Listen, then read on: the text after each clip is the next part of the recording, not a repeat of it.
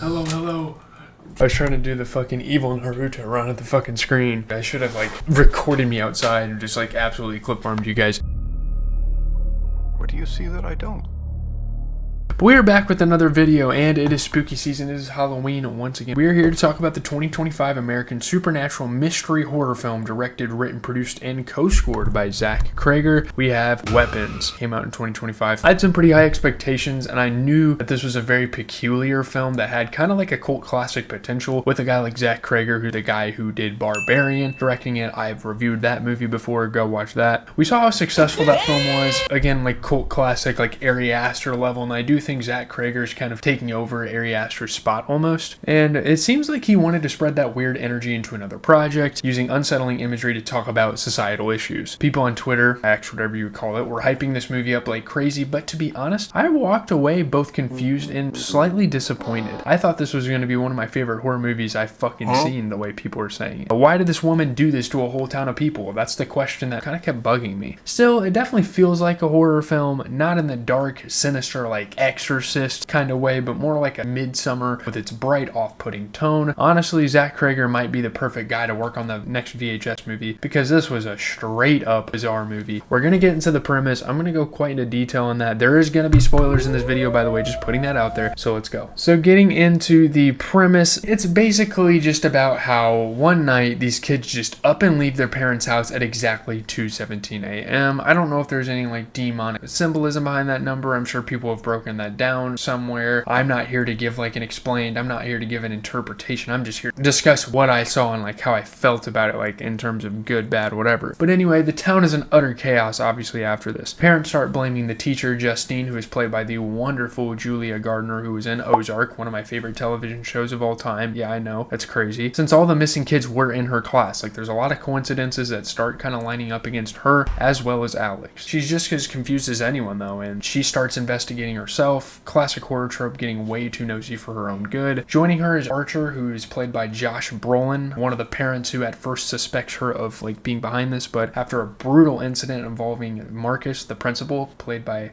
Liu, his last name is, I think it's Simu Liu, he was in Shang-Chi, and obviously we know Josh Brolin to be Thanos and many other characters. He's a very prolific actor. So Archer realizes something deeper is going on, and these two set out to investigate as well. The movie then breaks into multiple perspectives, different characters like Alex, who is kind of the bullied kid who is in this family, James, he was like this random homeless guy. You get Paul, who's like a cop with like impulsive drinking problems. He has an affair with Justine while he's still with his other girl, and even an evil aunt named Gladys who ties everything together in the final act. The story is told in these segments that replay events through new lenses, which I actually really liked. We'll get into that here in a second. But it left me wondering why any of this was happening, and again, we will get into that in a second. It's an easy story to follow plot-wise, but thematically, not so much. I was thinking greed or loss at first. Cregger mentioned violence and grief as inspirations, but I didn't really feel a clear message by the end. I'd love to hear how others interpreted it. Let me know in the comments. As always, these movie reviews are always open for discussion, so let's just get into the meat and potatoes. Alright, getting into the good. The way they told the story was super effective, I would say, especially compared to like the way they told The Substance. Again, I like to compare previous reviews I did, especially because these are two somewhat new movies. It's disturbing, creepy, and actually scary at times, not just gross like that film was. The multi-perspective storytelling was great and made it feel theatrical, almost like a stage play broken into acts, and I love movies that do that. Those are some of my favorites. Seven, with like the 7 deadly sins getting broken up, The House that Jack Built, breaking it down to like 3 acts. I think those movies are great for that reason. I love that kind of structure when it's done right, and even if the pacing was uneven, the format itself was cool and ambitious, and overall this movie is just ambitious, so I can respect the hell out of that. Archer and Justine are solid leads. Just getting into the protagonist, Archer's this grounded, stoic guy who somehow stays calm through absolute madness. I mean, kind of unrealistically, but I guess you look at a guy that looks like Josh Brolin and you're like, that's a badass dude, you know? He just looks like that. And Justine gives a sharp, believable performance. She's one of the more emotional out of those two, which is great. Alex was great too as a child actor. I think his name's like Carl Christopher. He's been in Days of Our Lives and stuff like that. He's a brave, smart, and he's kind of the one with the most compelling arc, because this movie almost centers around him. It concerns his family, and he's kind of stuck in the middle of it, he witnessed all this nasty shit going on. Damn near didn't bat an eye. Also, the symbols and recurring imagery worked really well. The bell with the 6 on it, maybe a reference to the devil. I don't really know what that meant. A thorn twig wrapped in hair that breaks the curse. Maybe some like religious imagery. I don't really know. I don't know what any of it means, but it's all distinct and makes the film memorable in that way. Gladys, just getting into her, the creepy ass aunt, one of the creepier characters we've seen in a horror film recently. The actress who played her honestly reminded me of that hag looking woman from The Taking of Deborah Logan, which is the highest compliment possible in this kind of movie. Like, obviously, personally, that's kind of fucked up to say, but like, she looked fucking creepy, dude. I mean, I don't know if like the makeup or they added like prosthetics to her face or whatever,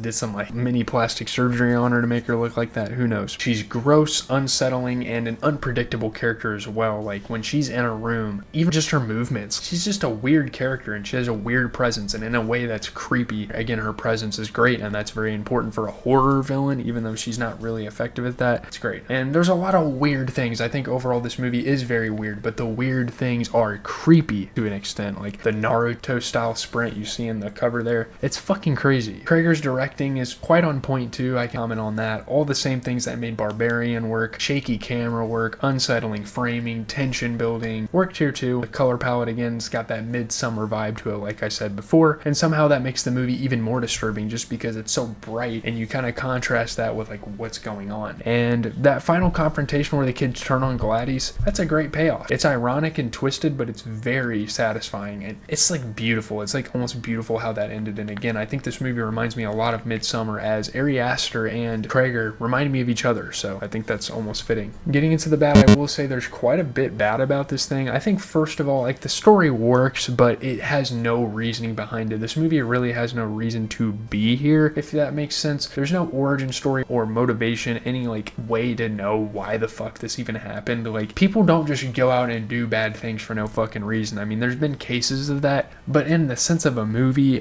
this is what happened. It's like, oh, they tell this story, but it's like, I know what happened and how it happened, and you explain that very well, but why? Why did Gladys do this? She has zero explanation for why she did any of this. She's sick. Maybe she thought like feeding off of others and like possessing them and putting them under her guise like healed her somehow in a sick, twisted way, but they never really fully committed to any direction as to why she did this. It's like kind of left open for interpretation as you're watching this, and I don't really like that. I think like the whole motivation behind the movie should be concrete, and then everything kind of in between should be interpreted, not just the reason why we're here. The pacing also wastes a lot of time. I will say this movie is very poorly paced. Only about 5 characters really matter by the end, yet the film spends long stretches on side characters who disappear with no resolution, and really they're only there to move the story forward, have these crazy kind of revelations about this case go on, and that's about it. And the third act is way too short because of this. It's like a 15-minute third act, and after all the setup, I think that's extremely disappointing. Characters like Paul and James just kind of get killed off and vanish. Justine literally kills Paul, and it means absolutely nothing. Like, they had sort of a relationship they were teasing at towards the beginning of the film, and then she kills him. It's like, oh, I guess I had to do that. He was trying to kill me. I don't know. And while James was hilarious and added some charm, like, I liked James. I think he was a decent character. He gets completely just dropped, like killed like an extra, you know? And Paul, also just getting into him, he is one of the most awkwardly written characters I've seen in recent years in a movie. He acts off even before being possessed. So much so that I thought he already was damn near. Like, I know that's kind of a joke, but like, his dialogue is clunky. He overstays scenes in uncomfortable ways, acted super impulsively, literally for no reason. Okay, he got stabbed in the fucking hand with a needle because he accidentally stuck his hand in this kid's pocket. And there was imagery with like, oh, it's like on his thumb, like Gladys did. I understand that. He just sucker punched this kid in the face. Like, this was crazy. I don't know. The movie's message also is an extremely big flaw, just like what the movie says. Well, like, not specifically what it says, but how they say it. If it's about how a society weaponizes people, that's fine. That's a great message, but it's not clearly that way. If someone has to explain your film's message afterward, if you have to go online and watch YouTube videos about it, it probably didn't land. And the ending was anticlimactic, narrated by a random kid like a fucking campfire story, or like one of those like black comedy films where it's like, oh, years later they went on to do this. Instead of showing what happens to an extent next in the town, it's a weak close for something so wild, something that's so ravaging to a community. I don't know.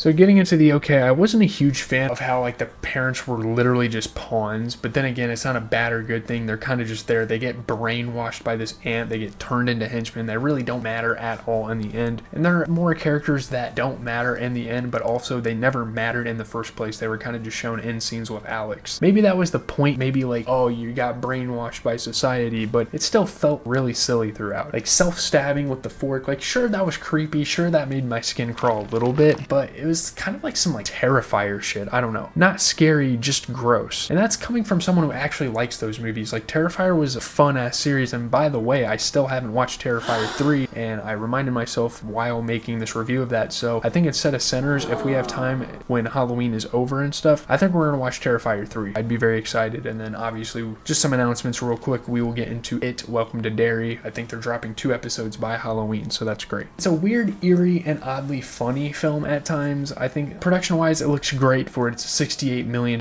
budget, and pulling nearly $270 million back is impressive, especially for horror, and I think for a $68 million budget it looks pretty decent. Tonally, it's also just all over the place, but that's kind of Cregger's thing, and that's something that you kind of have to appreciate about his movies. It's serious yet campy, dark yet colorful. Emotionally though, it kind of left me neutral. Like I was like, okay, whatever. Like it wanted to be profound but couldn't figure out how, that sort of thing. So let's get into the review. So getting into the review, let's bring up the tier list first. Weapons is bold, bizarre, and kind of built like a puzzle that someone forgot to finish. Like there's a lot of things in there that need explaining, and they didn't really explain why a lot of things happened. Zach Cregger's direction is sharp. He's a very aspiring director. He has a lot of potential there. The structure is ambitious, and it absolutely nails that uneasy, off-balance energy that modern horror sometimes forgets how to deliver, and like what guys like, again, Ari Aster has done over the years. It's creepy, it's stylish, and it's got enough nerve to keep you watching even when you have no idea what's actually happening. You're like, sure, it's messy, the motivations are vague, the pacing trips over itself, and the ending doesn't quite hit the grand finale it promises, but it's still a more alive movie, I suppose, than a movie like The Substance or some of the newer releases that we've seen recently, especially with like The Conjuring. Where that one was cold and artsy, this one is energetic and unhinged. It's horror that's unpredictable, maybe even a little dumb at times, but undeniably it's a fun film to watch unfold. I'm happy I checked this out. I don't regret it. If The Substance was a slow, methodical meltdown, Weapons is a full-blown panic attack with a camera, and honestly, I'll take that over it any day, which is why I will give it a slight nod, give it like I think a 7.5 or 7.6 is a fitting rating for this movie. I know a lot of people saw this as a cult classic, like literally 9s out of 10s all across the board, but I just didn't see that. Again, a big problem is why the fuck did this movie even happen? Why did Gladys do what she did? I don't know. But with that being said, I am out, guys. Terrifier 3 hopefully will be the next film we watch, and hopefully I get this movie review out somewhat quickly, but I am out. Leave a like, comment, subscribe, follow the socials, do all that stuff. It's been your boy GZTV all throughout the month. We've covered like fucking 10 horror movies this month. I have been on the absolute grind, and I'm very happy about how this month turned out for the channel, especially given I didn't start covering these movies till like 10 days into it. So peace out.